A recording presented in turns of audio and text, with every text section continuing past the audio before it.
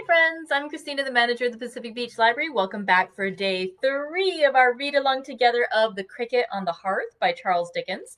We are, as of today, going to be halfway through the book. Yay, it's a really quick read. And so thought we'd talk about that a little bit. We will discuss yesterday's reading. We'll talk about what's coming up next. And of course, let's start with some tea. Today's tea is one that I was enjoying earlier this week, but because Christmas is coming up, it just seemed like the right time. Sugar cookie sleigh ride.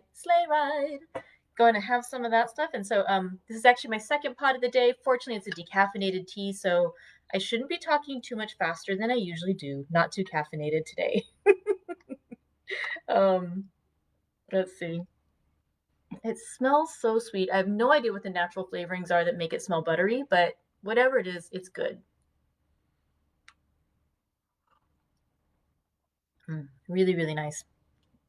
Let's see. So one other little bit of housekeeping, or two bits of housekeeping. One, the poll is still open if you would like to vote on what book we should read next. I don't think there's been a lot of change since what I announced yesterday. I think that The Great Gatsby is still in the lead. So unless something changes, that's what we're going to start reading together in January. We'll make the announcement on Monday. So that means you have all the way through this holiday weekend to go ahead and vote if you'd like to. So if Great Gatsby isn't what you want to read, if that's not the present you want to open up together in January, pick another book now. Vote, vote, vote. Let's see, the other bit of housekeeping. I'm taking the day off tomorrow, so we're not going to do a live reading, but I have scheduled a special pre-taped performance of an extra little short story. It is not a Dickens short story, but it is one that I dearly love, and I hope you'll enjoy it too. And so that'll be premiering tomorrow at 3 o'clock. If you're busy, you can watch it later on. It'll be taped, but just want to, in case you were feeling like you wanted to have some tea and maybe hear some story at 3 o'clock tomorrow, there'll be something waiting for you. So that'll be there tomorrow at 3. Let's see. So let's talk now about the conclusion of Chirp the first of our 3 sections of The Cricket on the Hearth. As we talked about on Monday in the reading, Dickens was really just setting the scene for this happy little home with Dot and her husband, John, the carrier. He's an older, larger man, but the two of them get on very well. And they have an infant son. They've been married almost exactly a year. They're about to celebrate their anniversary. In the section that we read yesterday, concluding Chirp the First, we learned a bit more, like that John, in his deliveries of that day, had come home and he brought an older gentleman who had asked for a ride, and this older gentleman had fallen asleep in the cart.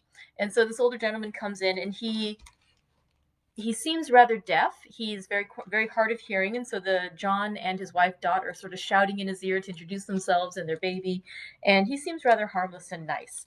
Then another visitor comes in, and it's a gentleman named Caleb Plummer. He's a toy maker. He works for the gentleman they were referring to as Gruff and Tarkleton, who is the toy maker that is going to be married soon.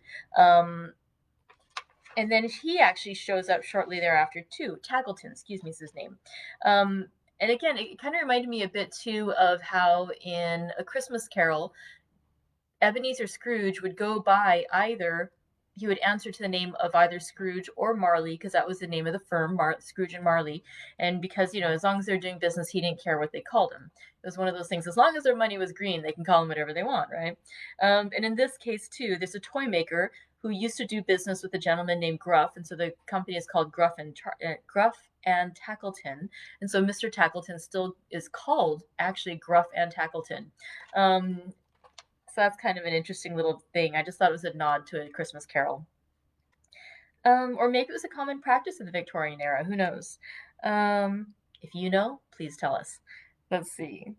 Okay, yeah, so they're talking to Mr. Tackleton, and Mr. Tackleton does not please Dot. There's something that bothers her about him. She is not quite rude, but not as kind and welcoming as she's seemed to have been so far. And we know too from the end of the Monday reading that she was not pleased by the idea of her school friend marrying Mr. Tackleton. And so there's something there. We still don't know exactly what's going on. Mr. Tackleton does pull aside her husband, John, the carrier, though, and he tells him, it would be really nice. I'm getting married in 3 days. Maybe your wife and you, excuse me, can come over with me and my fiance and we'll have a dinner together. And John is rather surprised. And again, he is a simple, plain-spoken man. And so he basically says, why? Why would you invite us?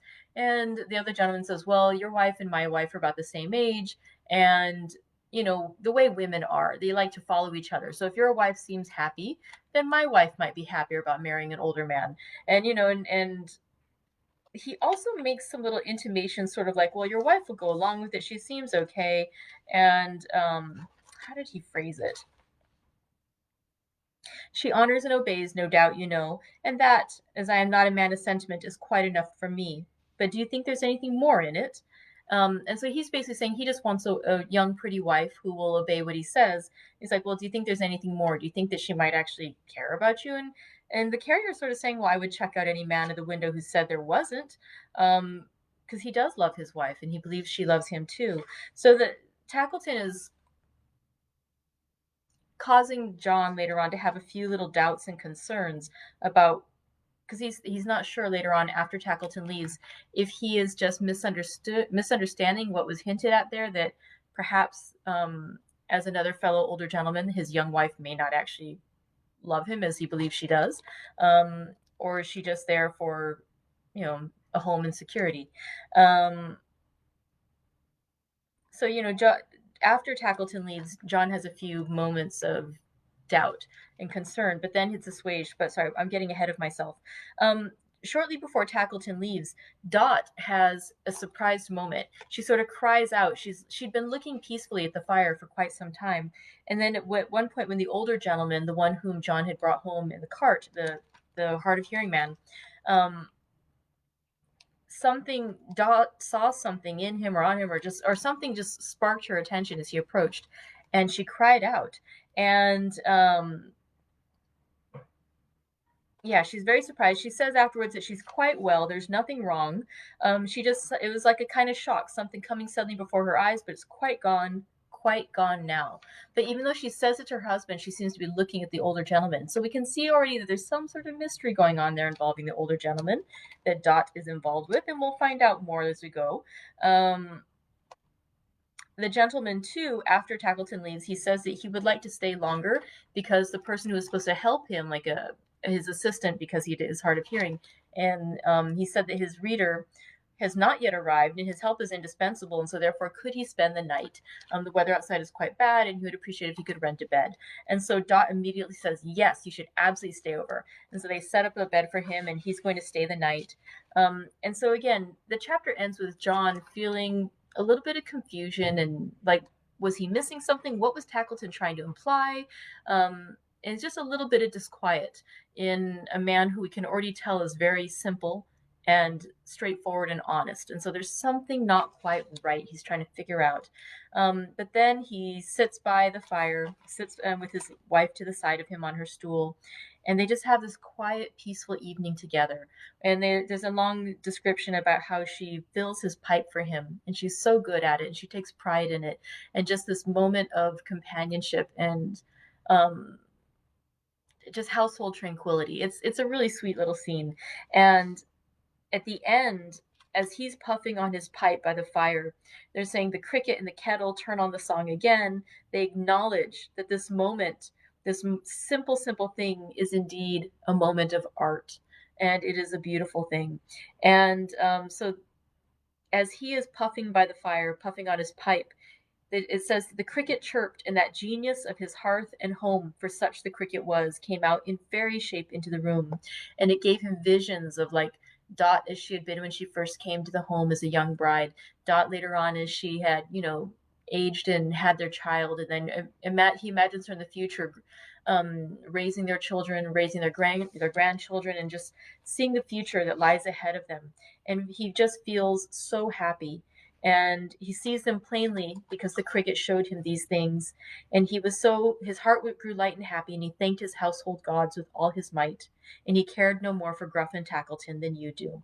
So that's a very sweet moment. By the way, speaking of Gruff and Tackleton, we had said when he was visiting with John the Carrier, we know this story is called The Cricket on the Hearth, and the cricket is the household god. We've already seen that he's bringing forth the visions of the fairies. And so he is not just a regular cricket. The cricket means something. He does mean luck. He's a symbol for luck and happiness. And Tackleton had very plainly said when he was visiting, because he could hear the cricket, he's like, why do you let that be? I squash them myself whenever I can. So we know that he's the kind of man who would squash a cricket. So, that tells us what we need to know about him. The last thing the chapter ends with is saying that there was another young figure of a man which the fairy cricket had set near Dot's stool. And there's a little mystery about why did it linger still so near her with its arm upon the chimney piece, ever repeating, married and not to me. And so this is the mystery that we have to solve. What is this vision of a young man who is upset not to be married to the woman whom he is discussing? Now let's get to the first half of Chirp the Second. As I said, because we're just ending halfway through, we won't get a very solid resolution today, but we're setting the scene for what's to come. We'll get that last bit of the resolution for Chirp the Second on Monday, and we will conclude this book next Wednesday. All right, so let's start out with Chirp the Second of The Cricket on the Hearth by Charles Dickens.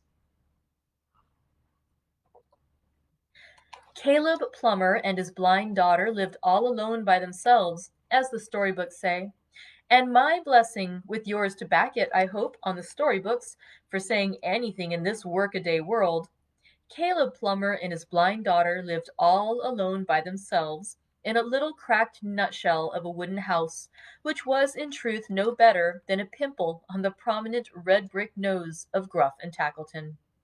The premises of Gruff and Tackleton were the great feature of the street, but you might have knocked down Caleb Plummer's dwelling with a hammer or two and carried off the pieces in a cart. If anyone had done the dwelling house of Caleb Plummer the honor to miss it after such an inroad, it would have been, no doubt, to commend its demolition as a vast improvement.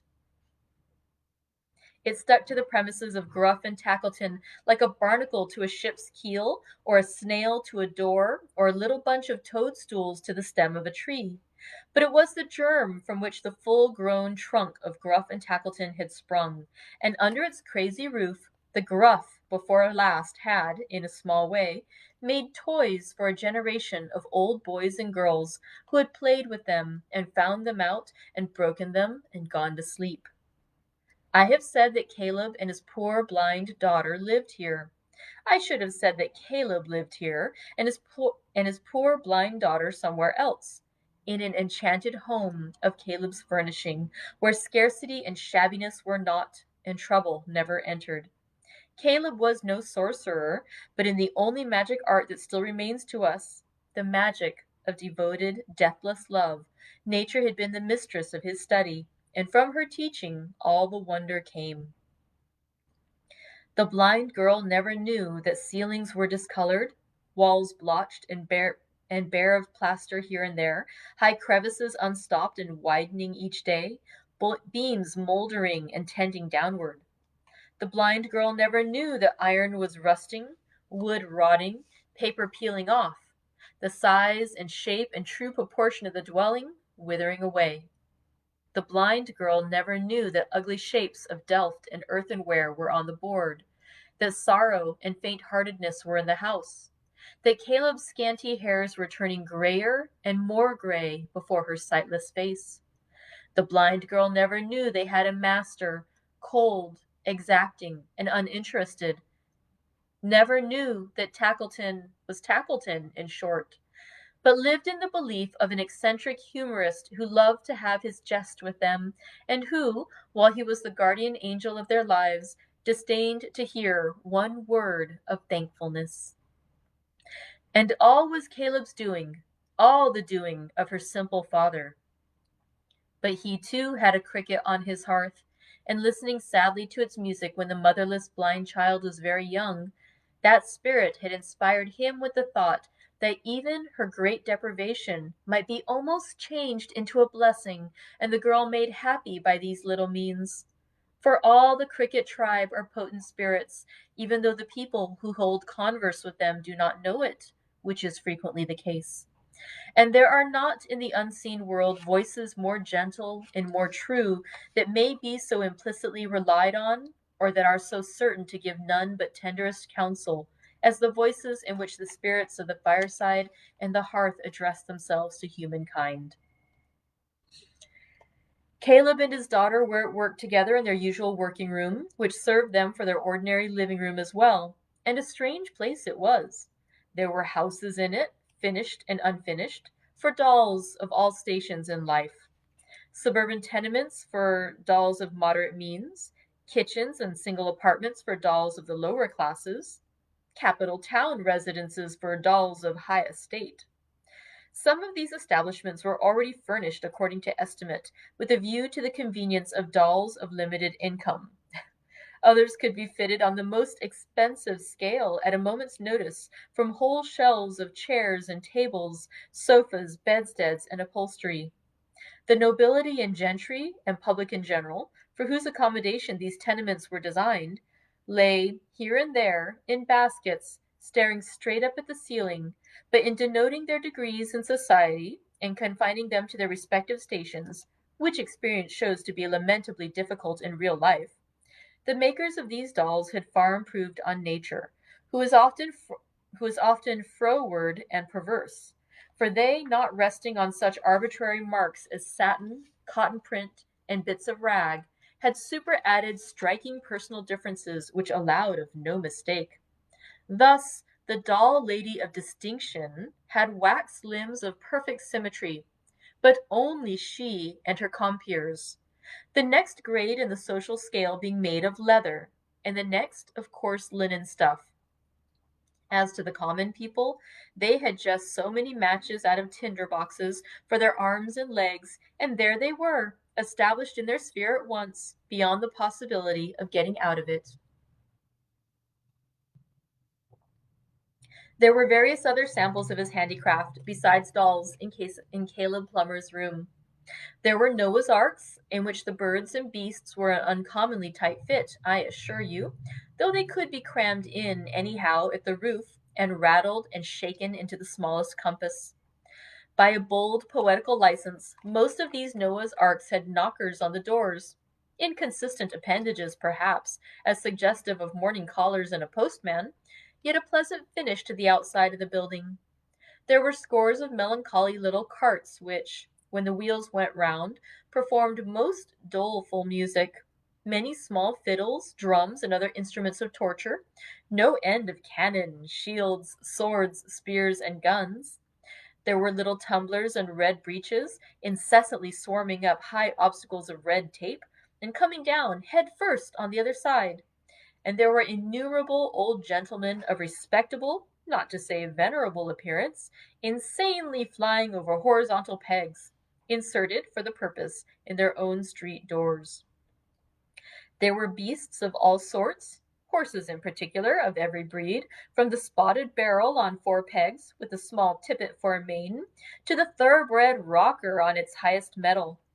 As it would have been hard to count the dozens upon dozens of grotesque figures that were ever ready to commit all sorts of absurdities on the turning of a handle, so it would have been no easy task to mention any human folly, vice, or weakness that had not its type, immediate or remote, in Caleb Plummer's room. And not in an exaggerated form, for very little handles will move men and women to as strange performances as any toy was ever made to undertake. In the midst of all these objects, Caleb and his daughter sat at work. The blind girl busy as a doll's dressmaker, Caleb painting and glazing the 4-pair front of a desirable family mansion. The care imprinted in the lines of Caleb's face and his absorbed and dreamy manner which would have sat well on some alchemist or abstruse student, were at first sight an odd contrast to his occupation and the trivialities about him. But trivial things, invented and pursued for bread, become very serious matters of fact, and apart from this consideration, I am not at all prepared to say, myself, that if Caleb had been a Lord Chamberlain, or a Master of Parliament, or a lawyer, or even a great speculator, he would have dealt in toys one whit less whimsical, while I have a very great doubt whether they would have been as harmless. "So you were out in the rain last night, father, in your beautiful new greatcoat?" said Caleb's daughter. "In my beautiful new greatcoat," answered Caleb, glancing towards a clothesline in the room, on which the sackcloth garment previously described was carefully hung up to dry. "How glad I am you bought it, father." "And of such a tailor, too," said Caleb. "Quite a fashionable tailor. It's too good for me." The blind girl rested from her work and laughed with delight. "Too good, father? what can be too good for you?" "I'm half ashamed to wear it, though," said Caleb, watching the effect of what he said upon her brightening face. "Upon my word, when I hear the boys and people say behind me, 'Halloa, here's a swell,' I don't know which way to look. And when the beggar wouldn't go away last night, and when I said I was a very common man, said, 'No, your honor, bless your honor, don't say that,' I was quite ashamed. I really felt as if I hadn't a right to wear it." Happy blind girl! How merry she was in her exultation. "I see you, father," she said, clasping her hands, "as plainly as if I had the eyes I never want when you are with me. A blue coat." "Bright blue," said Caleb. "Yes, yes, bright blue," exclaimed the girl, turning up her radiant face. "The color I can just remember in the blessed sky. You told me it was blue before. A bright blue coat—" "Made loose to the figure," suggested Caleb. "Made loose to the figure!" cried the blind girl, laughing heartily. "And in it you, my dear father, with your merry eye, your smiling face, your free step, and your dark hair, looking so young and handsome." "Hallo, hallo," said Caleb. "I shall be vain presently." "I think you are already," cried the blind girl, pointing at him in her glee. "I know you, father. Ha, ha, ha! I've found you out, you see." How different the picture in her mind from Caleb as he sat observing her. She had spoken of his free step. She was right in that. For years and years he had never once crossed that threshold at his own slow pace, but with a footfall counterfeited for her ear, and never had he, when his heart was heaviest, forgotten the light tread that was to render hers so cheerful and courageous. Heaven knows, but I think Caleb's vague bewilderment of manner may have half originated in his having confused himself about himself and everything about him, and everything around him, for the love of his blind daughter. How could the little man be how could the little man be otherwise than bewildered, after laboring for so many years to destroy his own identity and that of all the objects that had any bearing on it? "There we are," said Caleb, falling back a pace or two to form the better judgment of his work. "As near the real thing is sixpenworth of halfpence is to sixpence. What a pity that the whole front of the house opens at once. If there was only a staircase in it now, and regular doors to the rooms to go in at. But that's the worst of my calling. I'm always deluding myself and swindling myself." "You are speaking quite softly. You are not tired, father?" "Tired?" echoed Caleb, with a great burst of animation. "What should tire me, Bertha? I was never tired. What does it mean?" To give the greater force to his words, he checked himself in an involuntary imitation of two half-length stretching and yawning figures on the mantel-shelf, who were represented as in one eternal state of weariness from the waist upwards, and hummed a fragment of a song. It was a bacchanalian song, something about a sparkling bowl.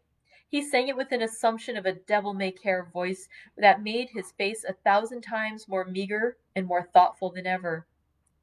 "What? You're singing, are you?" said Tackleton, putting his head in at the door. "Go it! I can't sing." Nobody would have suspected him of it. He hadn't what is generally termed a singing face, by any means. "I can't afford to sing," said Tackleton. "I'm glad you can. I hope you can afford to work, too. Hardly time for both, I should think." "If you could only see him, Bertha, how he's winking at me," whispered Caleb. "Such a man to joke. You'd think, if you didn't know him, he was in earnest, wouldn't you now?" The blind girl smiled and nodded. "The bird that can sing and won't sing must be made to sing, they say," grumbled Tackleton. "What about the owl that can't sing and oughtn't to sing and will sing? Is there anything that he should be made to do?" "The extent to which he's winking at this moment," whispered Caleb to his daughter. Oh, my gracious! Always merry and light-hearted with us, cried the smiling Bertha. Oh, you're there, are you? Answered Tackleton. Poor idiot. He really did believe she was an idiot, and he founded the belief, I can't say whether consciously or not, upon her being fond of him. Well, and being there, how are you? Said Tackleton in his grudging way. Oh, well, quite well, and as happy as even you can wish me to be, as happy as you would make the whole world if you could. Poor idiot, muttered Tackleton. No gleam of reason, not a gleam. The blind girl took his hand and kissed it, held it for a moment in her own two hands, and laid her cheek against it tenderly before releasing it. There was such unspeakable affection and such fervent gratitude in the act that Tackleton himself was moved to say, in a milder growl than usual, "What's the matter now?" I stood it close beside my pillow when I went to sleep last night, and remembered it in my dreams. And when the day broke, and the glorious red sun— the red sun, father? Red in the mornings and the evenings, Bertha, said poor Caleb, with a woeful glance at his employer.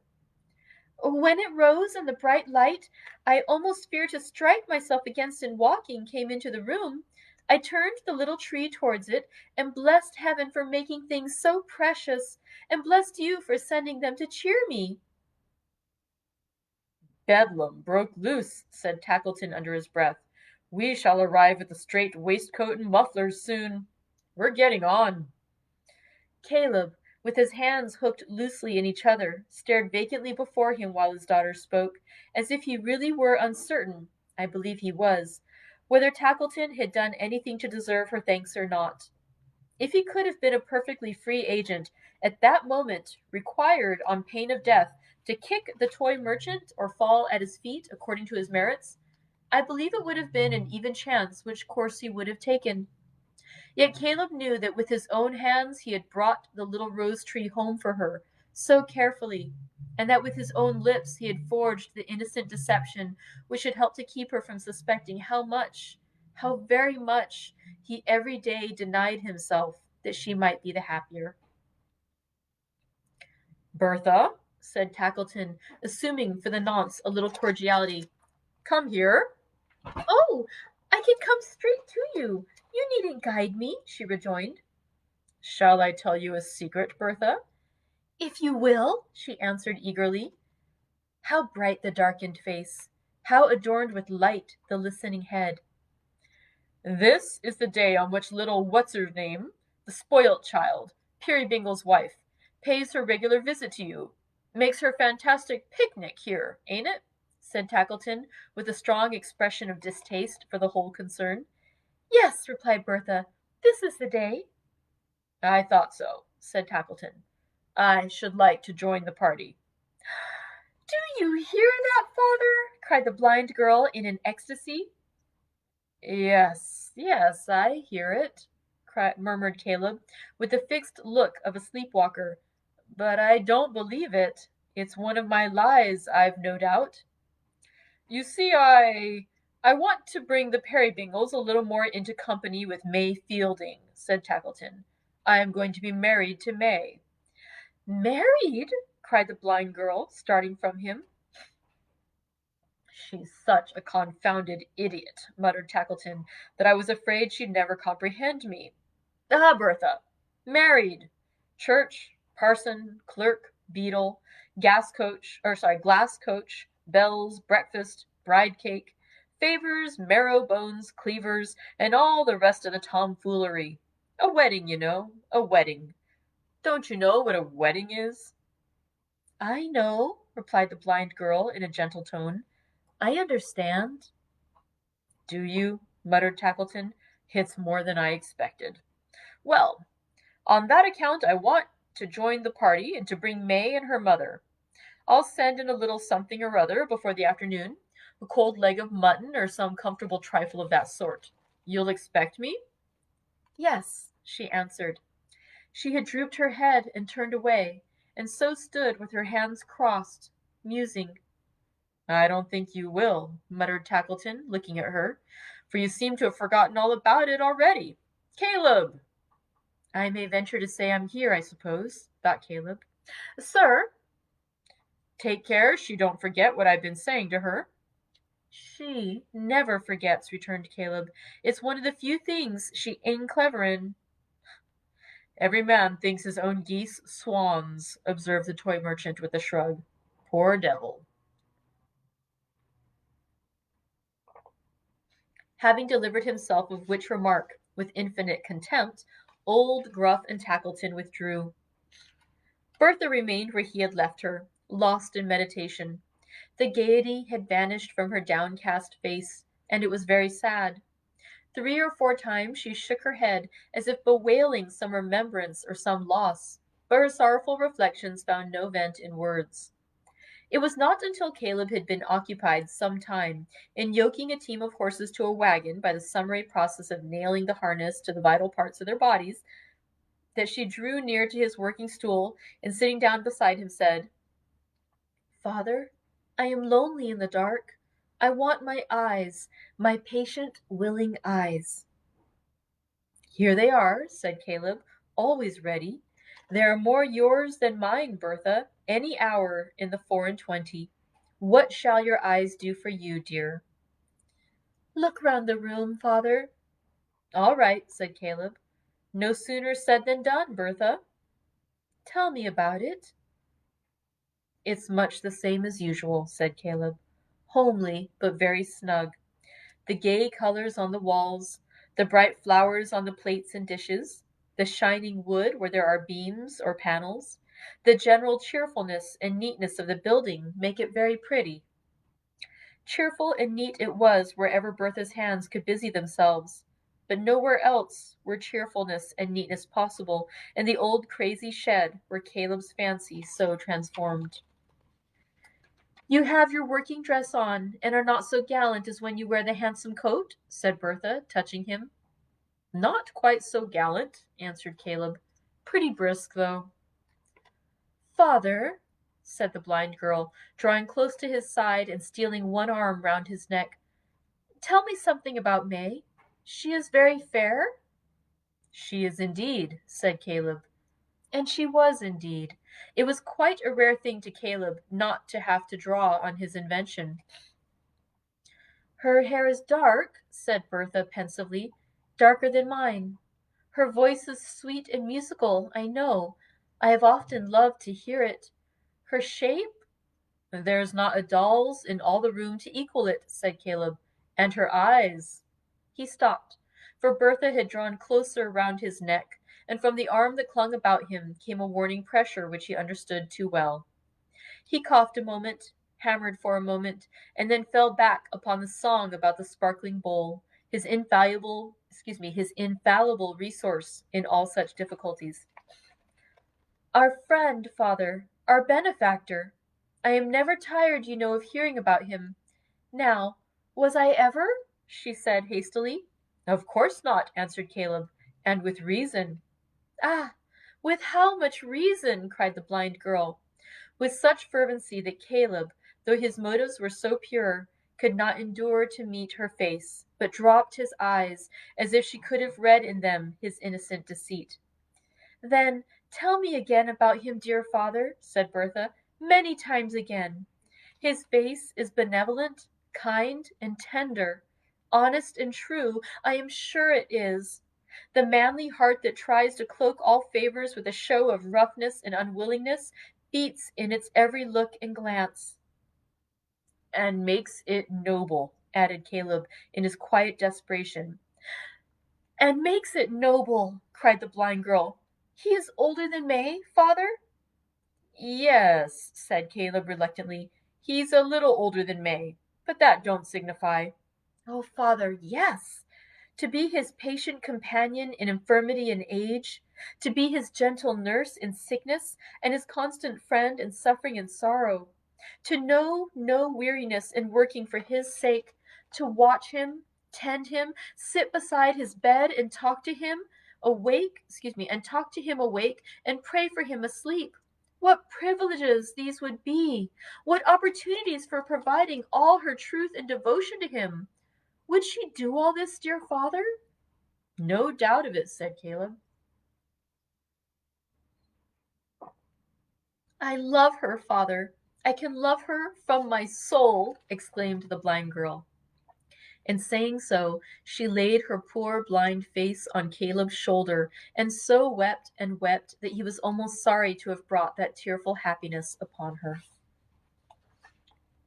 In the meantime, there had been a pretty sharp commotion at John Peerybingle's, for little Mrs. Peerybingle naturally couldn't think of going anywhere without the baby, and to get the baby under way took time.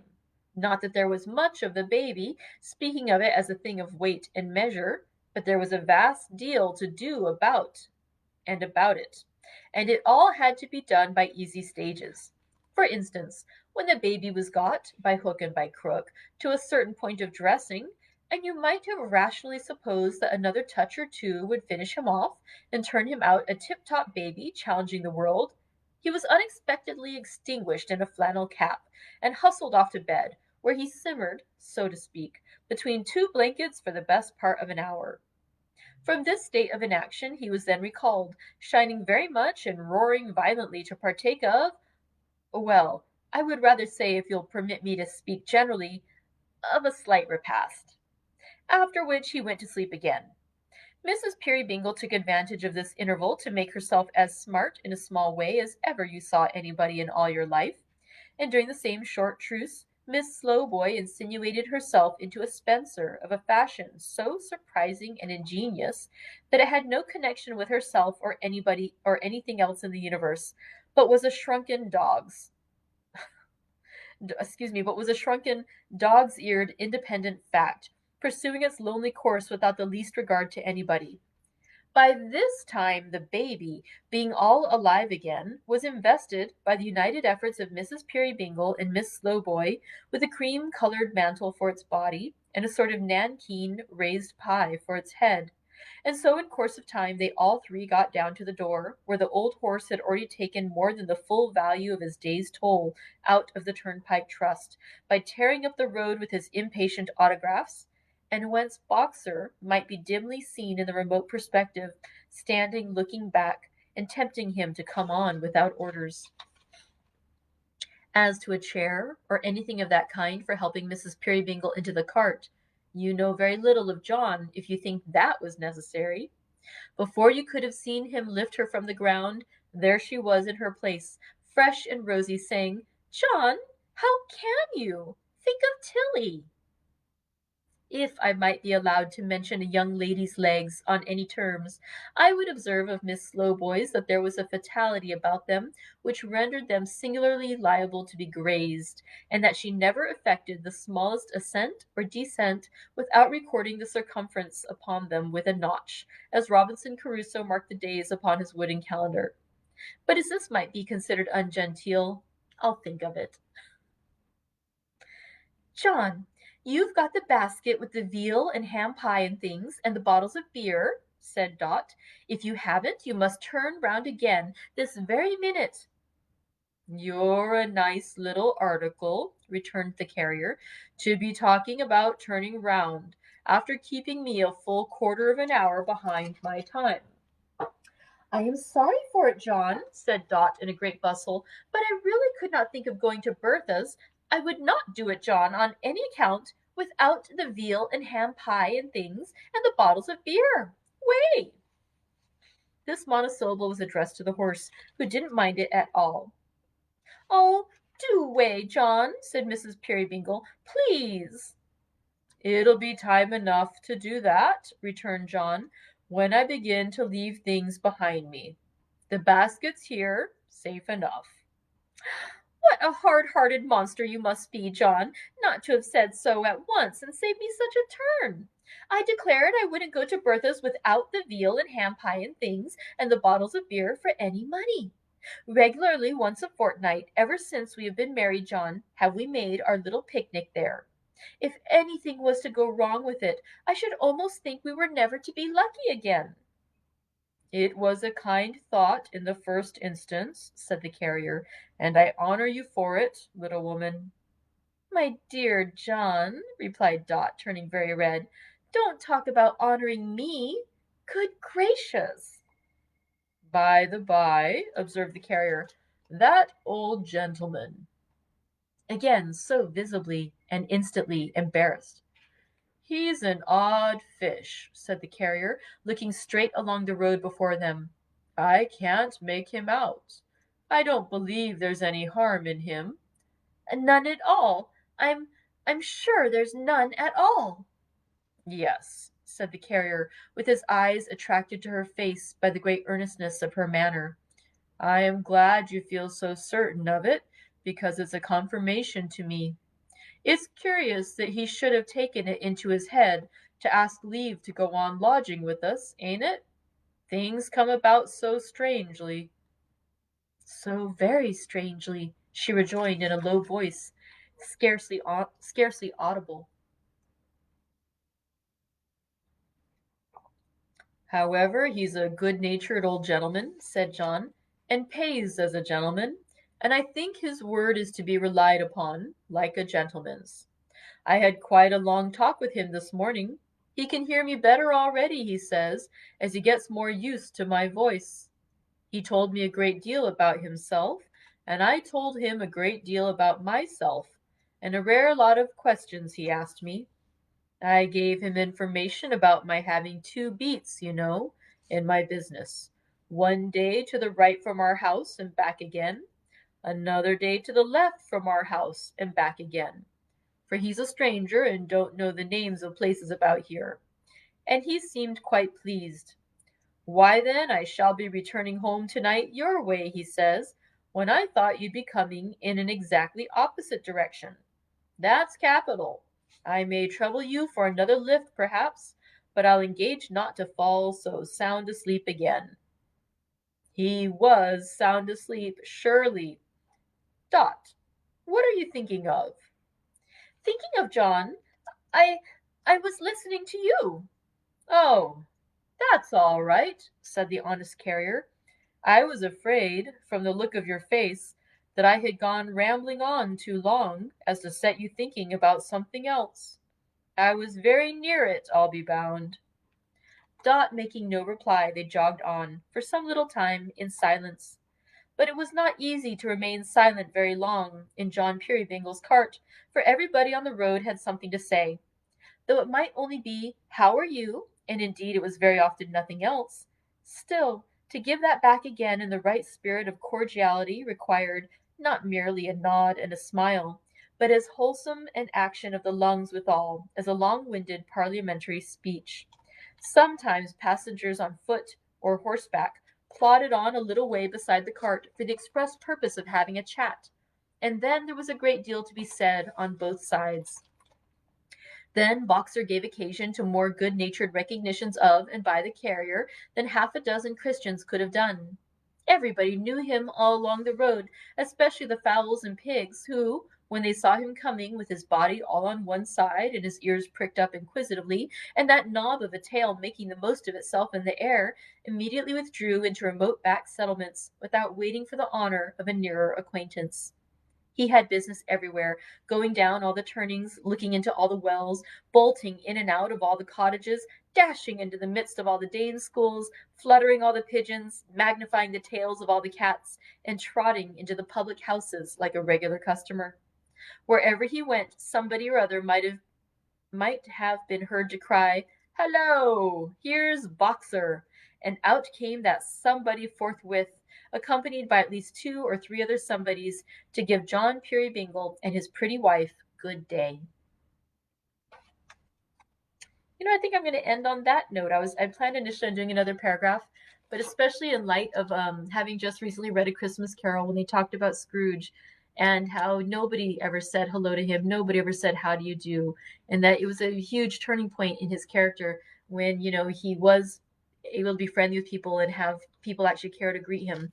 It's nice to see a character like John Peerybingle who is so cheerful and so open and honest that people always, people are happy to see him and to chat with him along the way. He's a pleasure to be with. And so I'm going to end on that happy note. I think that's a nice place to leave our reading for today. So we'll come back. We'll finish Chirp the Second on Monday of next week. As I mentioned, there is a special little bonus reading, not Dickens, tomorrow at 3 o'clock. You're welcome to tune into it whenever you'd like. And I will see you next week. Hope you have a great holiday. Merry Christmas, y'all. Bye.